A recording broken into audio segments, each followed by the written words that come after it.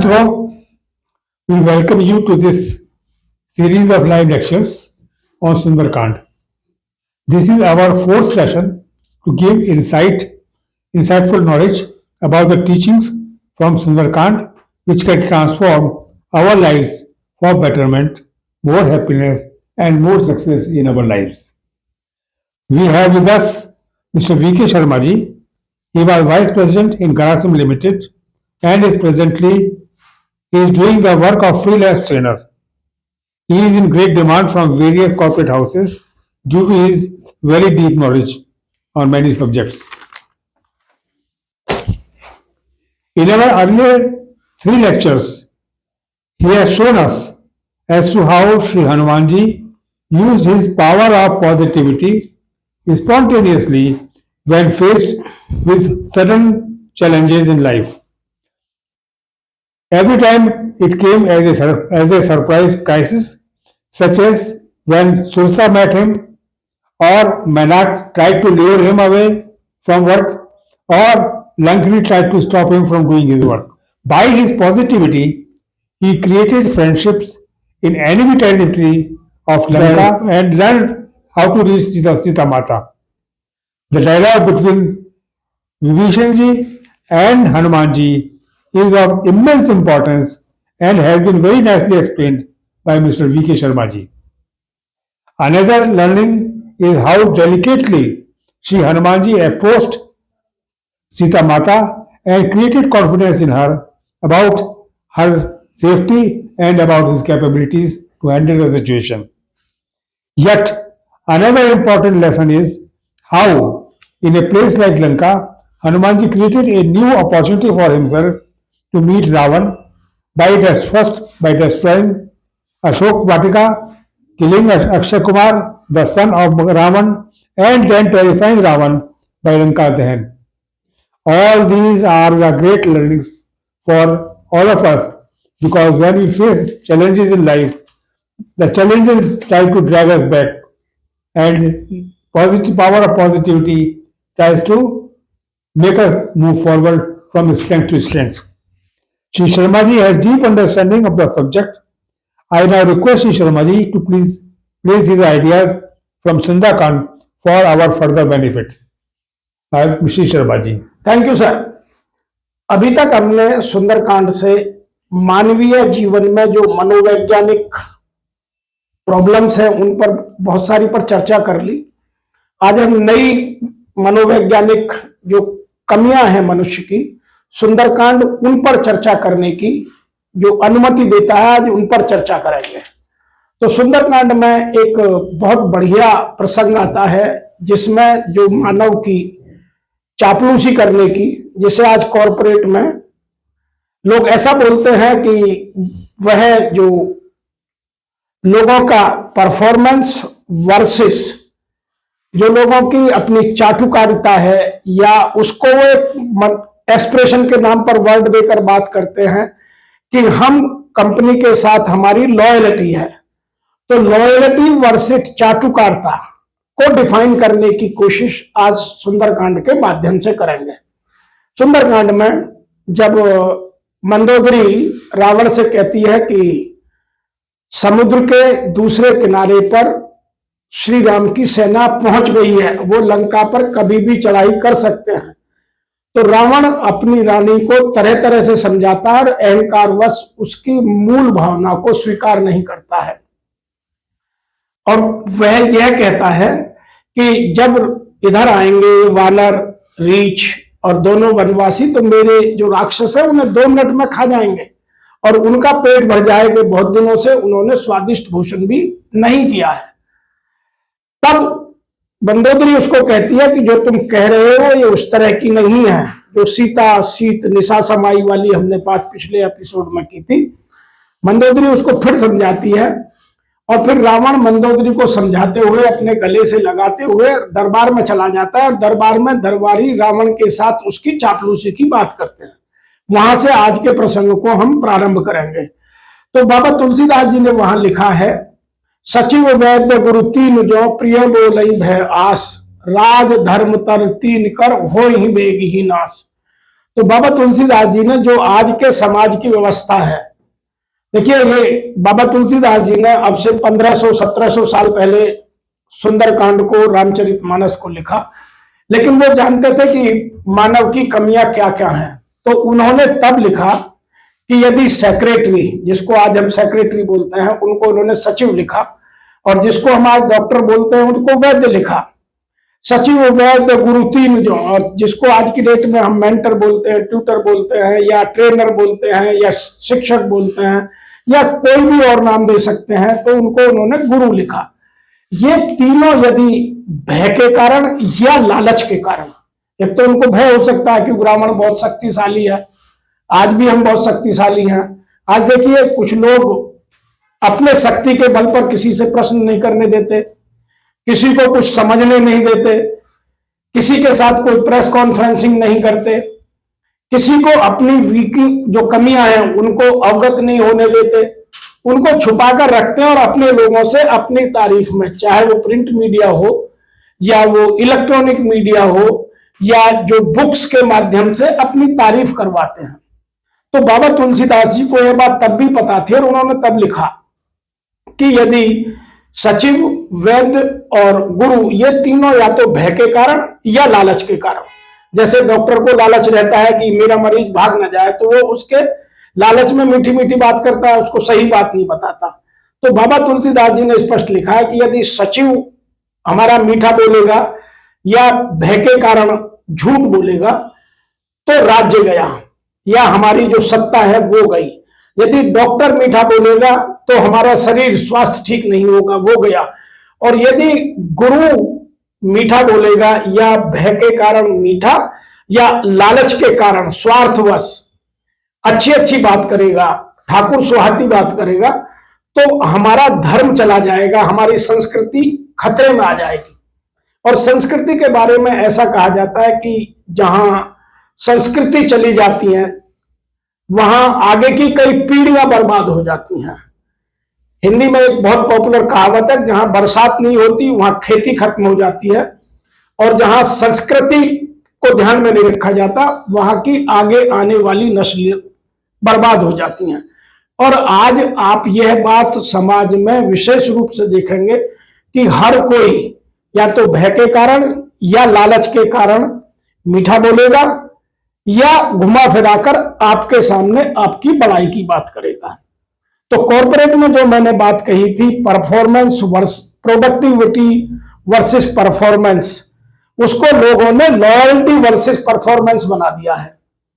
तो यह एक बड़ी समस्या समाज में पैदा हो गई है और सुंदरकांड के माध्यम से इसको हमें समझकर और दूर करने की कोशिश करनी चाहिए। क्योंकि देखेंगे जो रावण के दरबारियों ने रावण को मीठा बोलकर उसको चढ़ा दिया कि आएंगे तो हम खा जाएंगे, और रावण की सेना तो इतनी बलशाली है कि वो इंद्र को जीत सकती है, तीनों लोकों को जीत सकती है, तो ये वनवासी क्या मायने रखते हैं।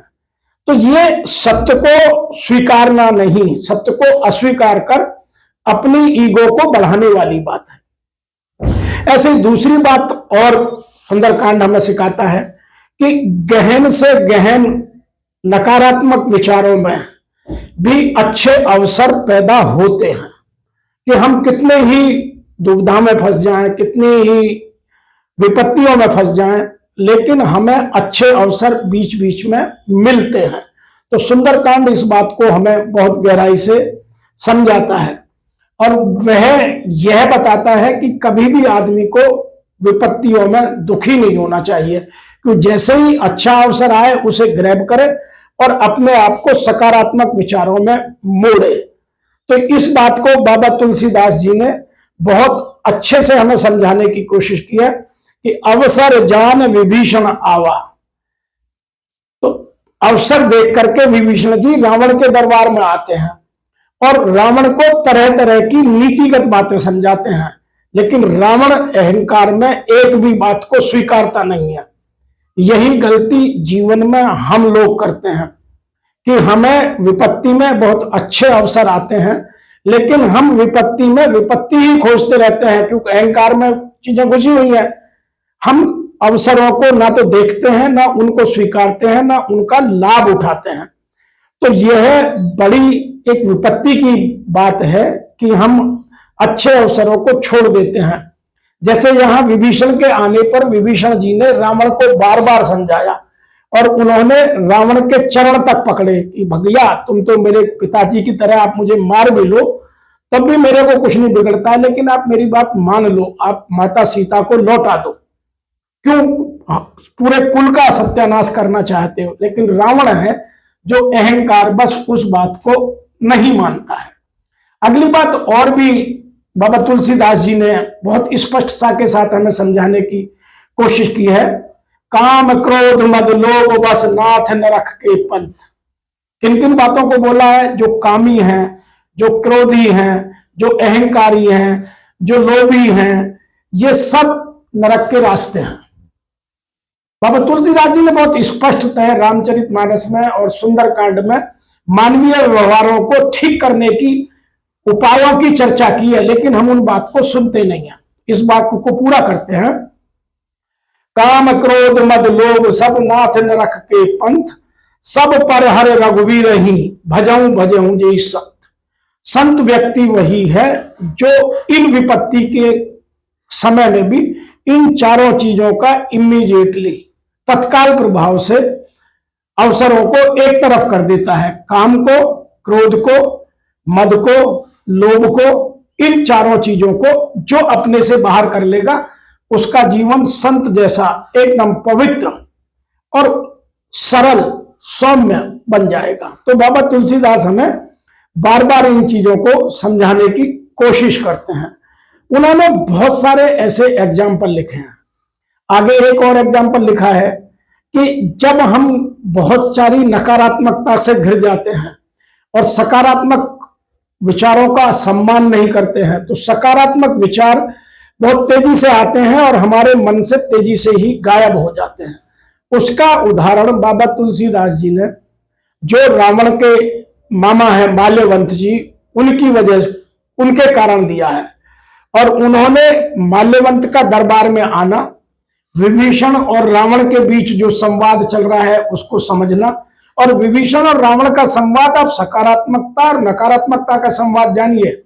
क्योंकि विभीषण जी सकारात्मक बातें कर, नीतिगत बातें कर रावण को सही रास्ते पर लाने की कोशिश कर रहे हैं, और रावण अहंकारवश अपने जिद पर अड़ा हुआ है और सत्य को और सकारात्मकता को स्वीकार नहीं रहा है। तो माल्यवंत वहां धीरे से आते हैं और माल्यवंत माहौल देखकर वापस पुनः चले जाते हैं दरबार छोड़कर। और इसी को बाबा तुलसीदास जी ने बहुत अच्छे से लिखा है, यह हम सब पर लागू होता है। उन्होंने लिखा है कि सुमति कुमति सबके उड़ रहे हैं, कि अच्छे विचार और बुरे विचार, सुमति मीन्स अच्छे विचार और कुमति मीन्स बुरे विचार, ये सबके हृदय में रहते हैं। सुमति कुमति सबके उड़ रहे ही नाथ पुराण अगम जस कहीं। ये मैं नहीं कह रहा हूं, तुलसीदास जी कह रहे हैं कि ये मैं नहीं कह रहा हूं, और यहां मैं भी कह रहा हूं, मैं नहीं कह रहा हूं। इसको जो धर्म को जानने वाले हैं, महाराज शिव, वो कह रहे हैं। जो हमारे पुराण हैं, जो हमारे धार्मिक साहित्य हैं, जो हमारे धर्म को आगे बढ़ाने वाले साहित्य, वो सब ये कहते आए हैं, नाथ पुराण अगम जस कहीं, जहां सुमति ते संपत्ति नाना, जहां कुमति ते विपत्ति निदाना। तो इस बात को हमें अपने जीवन में समझना चाहिए कि जहां सकारात्मकता है, जहां अच्छे काम है, वही संपत्ति है, वही विकास है, वही डेवलपमेंट है, वही प्रॉस्पेरिटी है। और जहां नकारात्मकता है वहां पतन है, वहां हमारे विचारों की गिरावट है, वहां हमारा दुखी होना, हमारे जीवन में कष्ट आना एकदम निश्चित है। तो ये बाबा तुलसीदास जी ने सुंदरकांड के माध्यम से हम सबको समझाने की कोशिश की है। लेकिन हम क्या समझते हैं, क्या नहीं समझते हैं, यह हमारे ऊपर निर्भर करता है।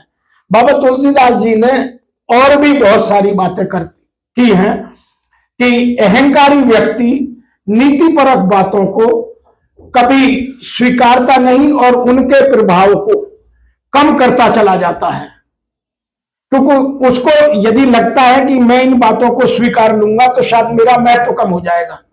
आज आप राजनीति में विशेष रूप से देखिएगा कि राजनीति में हम गलती करके भी उस गलती को स्वीकारते नहीं हैं।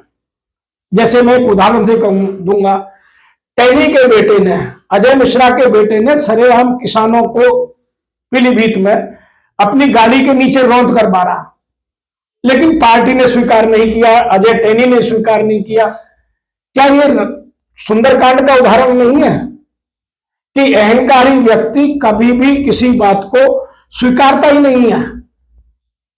दूसरा, महिला पहलवानों ने बहुत सारा अपना विरोध प्रदर्शन दिल्ली में किया, किसी ने नहीं सुना। किसको नहीं पता है? सही लोग साथ नहीं आए और बुरे लोगों ने, जिन्होंने वो कृत्य किया, उन्होंने स्वीकारा नहीं, अहंकारियों ने उसको स्वीकारा नहीं। तो ये चीजें हमें सुंदरकांड में बहुत गहराई से समझकर, डिकोड कर अपने जीवन में लाने की आवश्यकता है।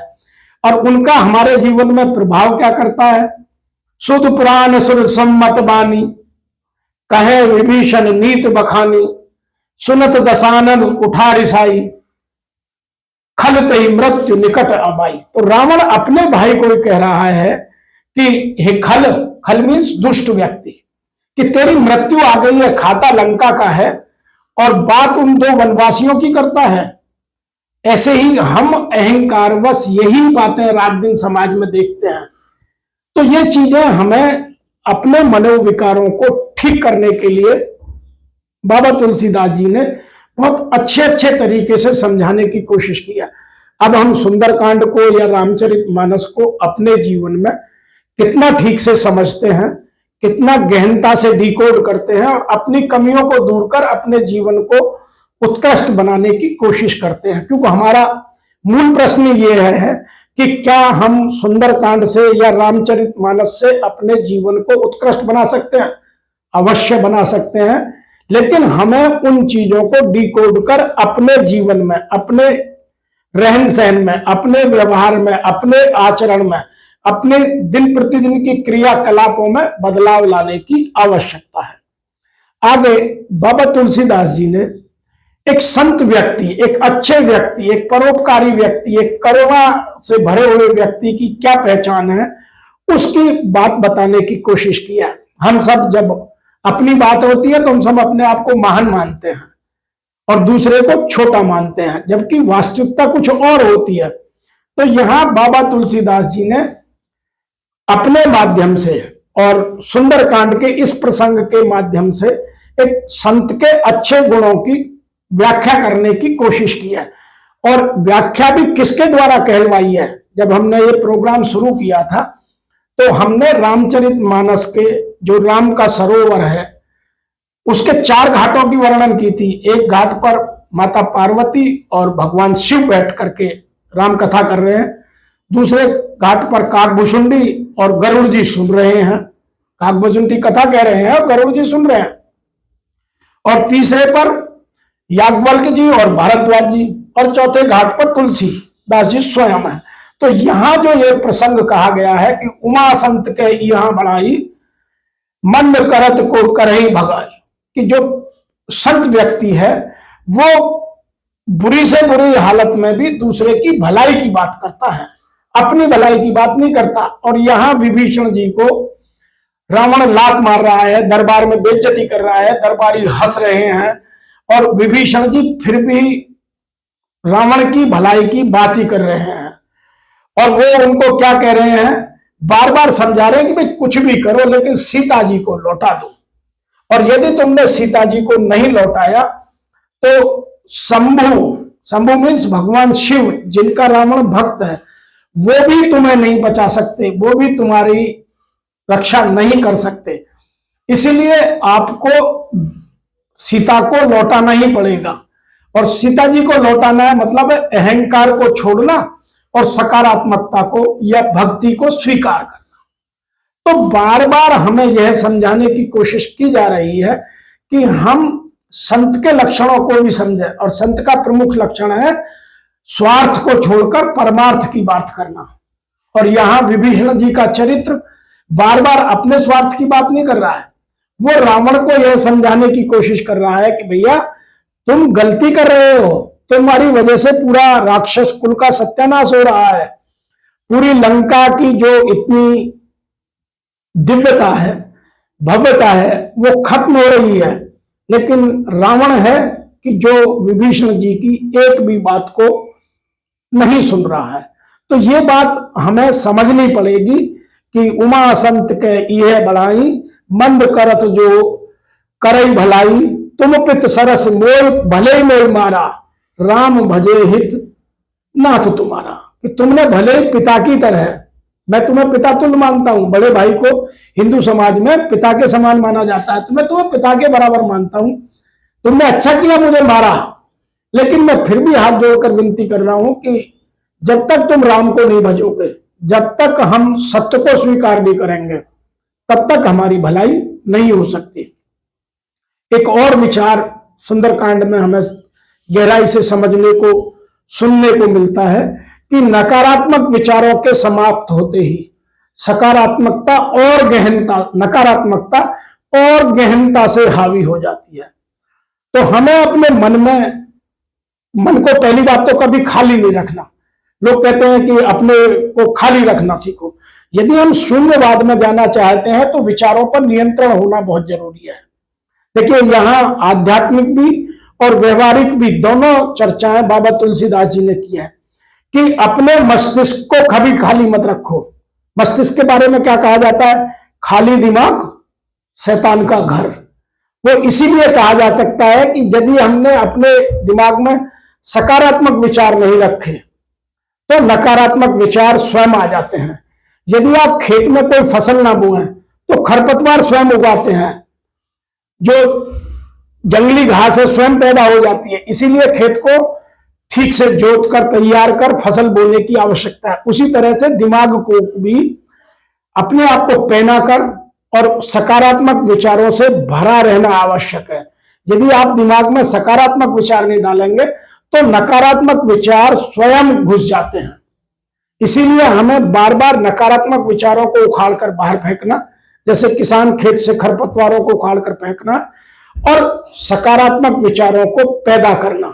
जो अभी थोड़ी देर पहले बात हमने करी थी कि सुमति कुमति सबके उड़ रहे हैं, कि हम सुमति को ही बढ़ाएं, कुमति को ना बढ़ाएं। और यहां भी बाबा तुलसीदास जी ने विभीषण के माध्यम से ये बात हमें समझाने की कोशिश की है कि जैसे ही विभीषण जी ने लंका को छोड़ा तो पूरी लंका अभागी हो गई, ऐसा लिखा है। रावण जब वही विभीषण तागा, भयं विभव बिन तब वही अभागा। कि रावण का वैभव उसी क्षण खत्म हो गया जब उसने विभीषण जी को लात मारकर अपने दरबार से रामचंद्र जी के पास जाने को आदेश दे दिया। तो हम भी, ये बात विभीषण और रावण की नहीं है, ये बात हमें है कि हम सकारात्मक विचारों को जब बाहर फेंक देते हैं तो नकारात्मक विचार बहुत तेजी से आते हैं, और जब हम नकारात्मक विचारों को बाहर फेंकते हैं तो सकारात्मक विचार बड़े धीरे धीरे आते हैं। तो ये चीज हमें सुंदरकांड के माध्यम से समझने की है कि हम सकारात्मक विचारों को ही पुष्ट करें। नकारात्मक विचारों की पुष्टि भी नहीं करेंगे तब भी वो घुस जाते हैं। तो हमें सदैव सकारात्मक विचारों से अपने जीवन को परिपूर्ण बनाना है। यह बात हमें सुंदरकांड समझाता है। आइए कुछ एक दो बातें और भी समझते हैं, जिनको हम यदि गहराई से समझें तो हमारे जीवन में बहुत सारा परिवर्तन लाकर हमारे जीवन को सुलभ बनाने की कला हमें दे सकते हैं। एक विचार और यहां लेते हैं, सकारात्मकता की अभिलाषा और नकारात्मकता का भय का वर्णन भी बाबा तुलसीदास जी ने यहां किया है कि सकारात्मकता की जब हमें अभिलाषा होती है, इच्छा होती है, तो नकारात्मकता का भय बार बार सताता है। आप देखिए, जब भी आप अपने जीवन का आकलन कीजिए, जब आप सकारात्मक विचारों को आगे बढ़ाने की कोशिश करते हैं तो उनमें नकारात्मक विचार भी बीच बीच में स्वयं घुसते जाते हैं। हमें उन्हें पकड़ के भाव फेंकने की कोशिश होती है और वो शंकाएं हमारे जीवन को दूषित करती हैं। इन्हीं को शंकाएं कहते हैं। और ये शंकाएं विभीषण जी के माध्यम से हमें समझाने की कोशिश की गई है। जब विभीषण जी लंका छोड़कर श्री राम के चरणों में शरणागत होने जा रहे हैं तो उस समय विभीषण जी के मन में क्या क्या विचार आए, वो नकारात्मकता के विचार कैसे हम कंट्रोल करें, ये विभीषण जी के माध्यम से सुंदरकांड हमें समझाने का प्रयास करता है।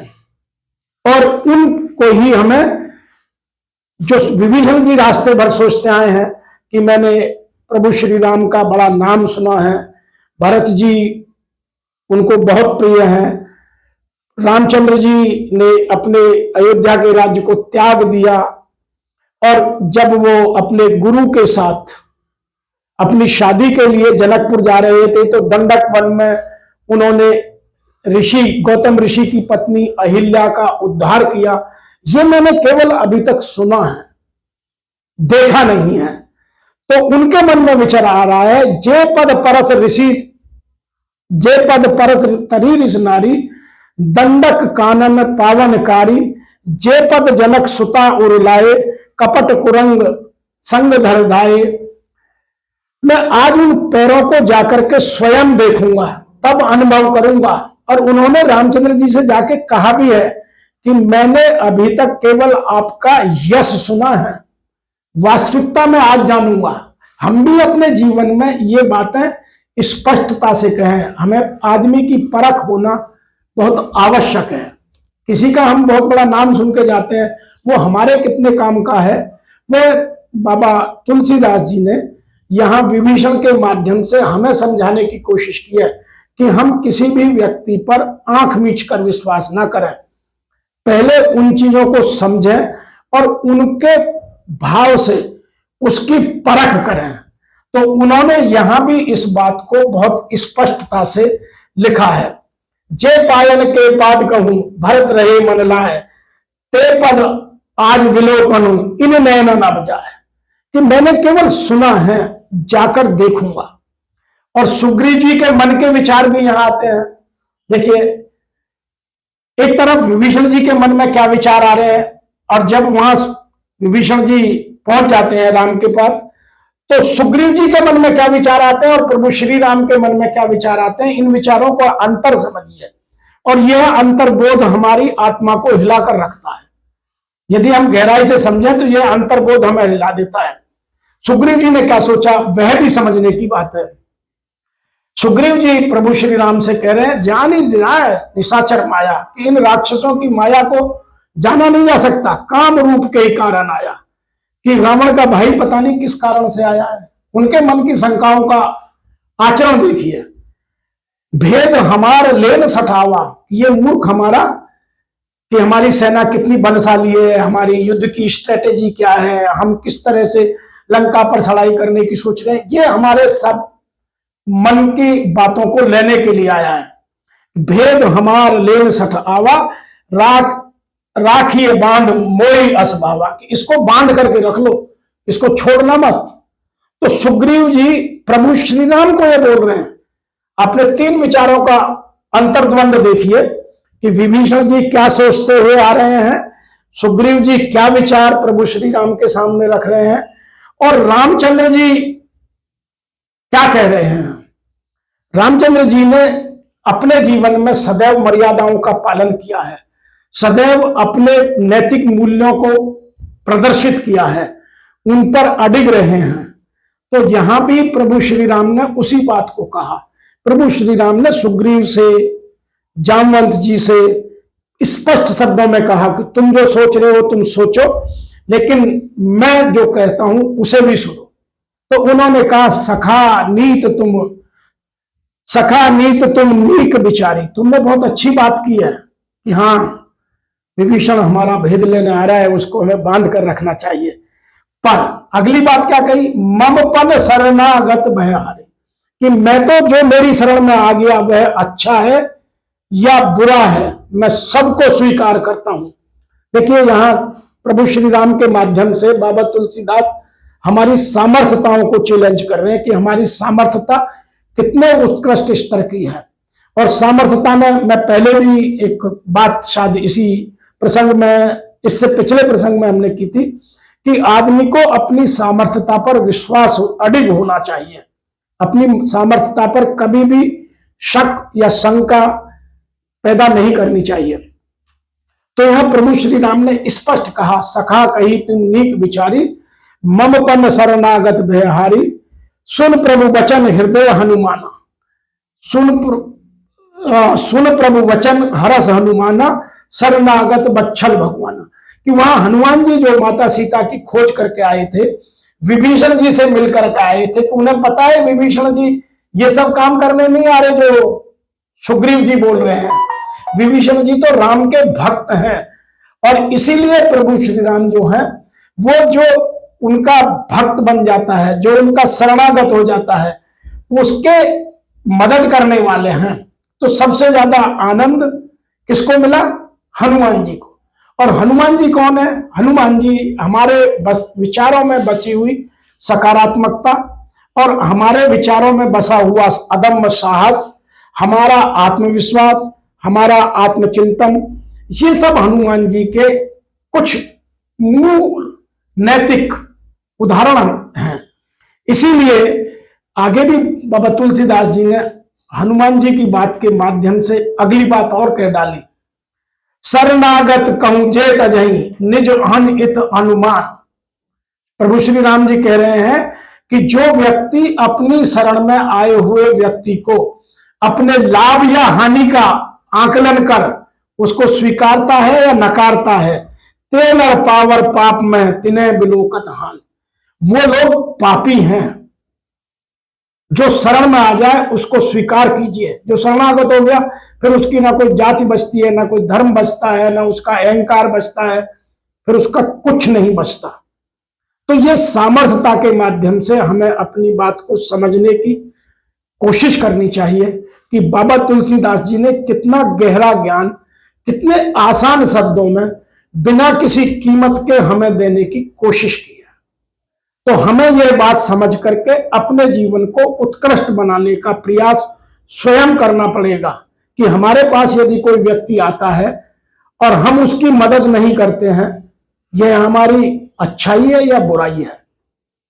जो भी आपसे मांग कर आता है वह शरणागत की तरह है, उसको आपकी मदद की आवश्यकता है और मांगने पर मदद अवश्य कीजिए।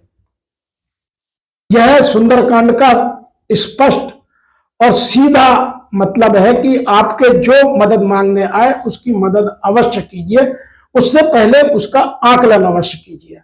एक बात और है कि यदि हमें वास्तव में इन चीजों की अपने अंदर पात्रता डेवलप करनी है तो हमें अपने विचारों में क्या क्या बदलाव लाना है, और उसके लिए भी हम जब तक अपने अंदर बदलाव की बात नहीं लाएंगे और तब तक हम में कोई बदलाव नहीं आ सकता। प्रभु श्री राम ने यहां ये बात बहुत स्पष्ट रूप से कही है, जो पे दुष्ट हृदय सोई हुई। कोई व्यक्ति अपने हृदय से कितना ही भी दुष्ट प्रवृत्ति का हो, मोरे सन्मुख आव की सोई, मेरे सन्मुख ही वो तब आता है जब अपनी वो दुष्टता को समाप्त कर देता है। कि जो पे दुष्ट हृदय सोई हुई, मोरे सन्मुख आव की सोई, निर्मल जन्मन सोई मोहि भावा, मोह कपट छल छिद्र न भावा। कि मुझे छल कपट धोखा ईर्षा जलन ये मुझे पसंद नहीं है। मुझे पसंद है जिसका मन निर्मल है। निर्मल मन का मतलब है आपके मन में किसी के प्रति द्वेष ना हो, अहंकार ना हो, किसी चीज की ममता ना हो, कामना ना हो, इच्छा ना हो। आपका मन बिल्कुल कोरे कागज की तरह हो, और वही प्रभु को पसंद है। तो यदि हमें राम को पाना है अपने जीवन में तो अपने मन को इतना निर्मल करना ही होगा।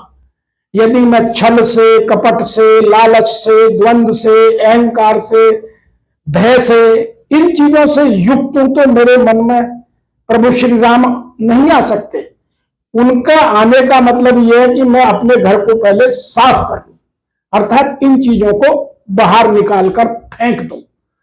सुंदरकांड कहने को केवल 60 चौपाइयों का कांड है, लेकिन जीवन का रहस्य सुंदरकांड में छुपा हुआ है। हम यदि उसको देखें, हम यदि उसको समझें, हम अपने विचारों में, अपने आचरण में, अपने क्रियाकलापों में बदलाव लाएं तो हमारा जीवन एक दिन में सुंदर बन सकता है, सरल बन सकता है, सौम्य बन सकता है। एक बात और करके आज के विचार को यहाँ बंद करेंगे, अगले भाग में फिर बात को करेंगे कि विभीषण जी का जो समर्पण है वो खाली विभीषण जी का समर्पण नहीं है, वह समर्पण हमारे विचारों में कई सारे अंतर्द्वंदों का समर्पण समझाने की कोशिश करता है। और आकर विभीषण जी क्या कहते हैं, वह समर्पण हमारे में आना चाहिए, हमें अपनी गलतियां स्वीकार करना चाहिए। आकर के विभीषण जी ने किस तरह समर्पण किया है आप सुनिए जरा उसको। नाथ दशानन कर मैं भ्राता, मैं रावण का, दशानन मीन्स रावण का भाई हूं, निश्चर वंश जन्म सुरत्राता, कि मेरा जन्म भी राक्षस कुल में हुआ है, मैं अधम से अधम और नीच से नीच प्रवृत्ति का आदमी हूं।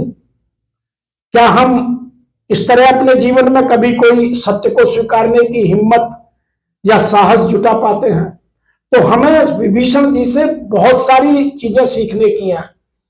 और विभीषण जी की तरह यदि हम अपने आप को ये स्वीकारोक्ति में ले जाएं, इन चीजों को स्वीकार कर लें, इन चीजों को अपने आचरण से बाहर करें, अर्थात इस नकारात्मकता को बाहर करें, तब धीरे धीरे हमारे विचारों में सकारात्मकता आएगी।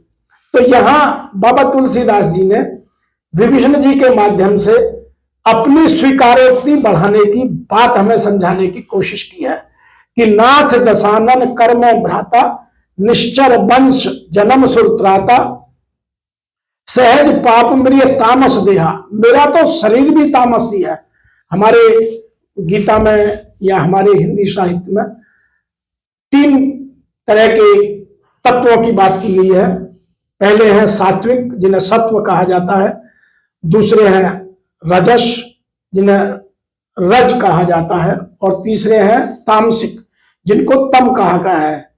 तो मैं उनमें भी जो तम वाला पोर्शन है, मेरा शरीर तामसी है, तामसी मीन्स आलसी, प्रमादी, दुष्ट प्रवृत्तियों को स्वीकार करने वाला। और अगला उदाहरण और दिया, सहज पाप प्रिय तामस देहा, जथा उल्लू कहीं तम पर लेहा, जैसे उल्लू को अंधेरे से प्यार होता है। देखिए बाबा तुलसीदास जी की एक कला को मैं बहुत कायल हूं, मैं बहुत प्रभावित हूं कि उन्होंने जो उदाहरण दिए हैं वह गजब उदाहरण देते हैं। तो यहां तामसी व्यक्ति की तुलना किसके साथ की थी? जैसे उल्लू को अंधेरा प्रिय होता है, मुझे गलत काम उतने ही प्रिय हैं, अर्थात मैं नकारात्मकता से घिरा हुआ आदमी हूं। लेकिन प्रभु श्री राम ने उसको समझाने के लिए क्या कहा, वह भी समझने की बात है। और जब कहने से पहले विभीषण जी ने अपने मन की जो नकारात्मकता के भाव थे उन सबको उड़ेल दिया। जो रास्ते भर सोचते आए थे उन्होंने प्रभु श्री राम से छिपाया नहीं, तो जब तक हम अपने मन के विचारों में छिपाव रखेंगे तब तक मन की शुद्धि होती नहीं है। मन की शुद्धि कब होती है? जब हर चीज को हम स्वीकारें और नकारात्मकता के विचारों को पूरी तरह उड़ेल दें, उन्हें मन में किसी कीमत पर भी नहीं रहने दें। तो यहां विभीषण जी ने क्या कहा, श्रवण सुजस आयऊ प्रभु भंजन भवभीर, कि मैं केवल आपका यश सुनकर आया हूं। त्राहि त्राहि आरति हरण शरण सुखद रघुवीर, कि अब आप मेरी जितनी भी विपदा हैं, विपदा क्या है, उनको एक ही डर है कि अब मैं रावण के दरबार से निकल तो आया और प्रभु श्री राम ने यदि मुझे अपना शरणागत नहीं बनाया तो मैं कहां जाऊंगा, और वापस रावण के पास गया तो वो मुझे मार देगा, मेरा भले ही भाई है। तो ऐसे ही हमारे अपने मन के जो सकारात्मक विचार हैं, यदि नकारात्मक विचारों ने उनको दबा दिया तो सकारात्मक विचार स्वयं मरणासन्न होकर हमारे दिमाग से बाहर निकल जाते हैं।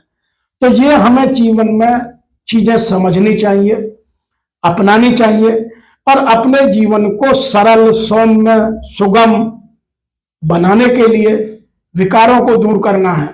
और वो विकार बाबा तुलसीदास जी ने 4 बड़े स्पष्ट रूप से कह दिए, काम क्रोध मद लोभ नाथ नरक के पंथ। यदि हम इन चारों को छोड़ दें तो देखिए जीवन में क्या आनंद आता है, क्या उल्लास आता है, क्या उमंग आती है, क्या जीवन में जोश भरता है। और क्या जीवन की उत्कृष्टता लोगों को दिखाई देती है, और हमारा जीवन भव्य हो न हो लेकिन दिव्यता से परिपूर्ण हो जाता है।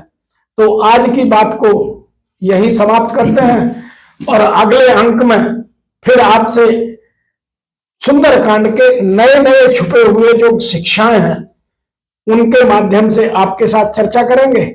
आपका बहुत बहुत साधुवाद। मित्रों, बहुत ही अच्छे प्रसंग को आज शर्मा जी ने हम लोगों के सामने दिया है। और जो हमारा ये चैनल है इसके ऊपर में आप स्वतः ही ज्वाइन कर सकते हैं हमारे साथ। उसके अंदर हमने लिंक दिया हुआ है और अपने क्वेश्चन भी आप हमें भेज सकते हैं कमेंट सेक्शन के अंदर में, जिनका हम आपको उत्तर देने का भरसक प्रयास करेंगे। आपका बहुत बहुत धन्यवाद हमारे साथ जुड़ने के लिए।